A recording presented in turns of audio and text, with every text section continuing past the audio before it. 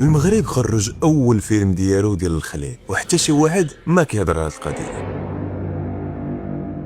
في مراكش واحد الكوبل باغي رينوفي واحد الاوتيل، وواحد البلومبي هو كيحفر في لاشومبر 113 كيلقى واحد الطابليت اللي غريبه واللي غادي تقلب الفيلم كامل. الحاجه اللي عجبتني هو ان لي سين اندور كونترولين مزيان، وكتحس بان فيما كيدخلوا في الاوتيل كتوقع شي حاجه، وداكشي هو اللي كيخلعك وكيطلع واحد لاطونسيون. السيت ديال الاوتيل والماكياج كانوا ناضيين، حاجه اللي جديده عندنا في المغرب. سلوى زرهان اول مره نتفرج فيها في شي فيلم، الصراحه شوكاتني، حيت واحد لا سين كتبقى تسويتي ما بين المسكونه وما مسكوناش، وديك لي زيموسيون وكيفاش كتضحك وكتبكي او ميم طون، كتبان بان خدمه كانت مضبوطه، وان داكشي تعاود تتعاط لا سين اللي باغيين بروفيسيونيل. كريم عنده قصه بوحدو، كيبدا فرحان وجهه كيبان صافي، ولكن في الاخر وجهه كيتبدل وكتبان فيه بانه كلا العصا. المخرج ديال الفيلم هو جمال من المجدوب، ولا برودكسيون ديال جاكاراندا. وهنايا كنحسوا بان هاد لا برود خداو لو ريسك باش يطلعوا لا كرياتيفيتي في السينما المغربي. هذا كيبقى اول فيلم اللي خرج على المعتاد. النيفو غيتباع، ولكن خاص الكونسوماتور حتى هو يبين انه كيشجع لا كرياتيفيتي.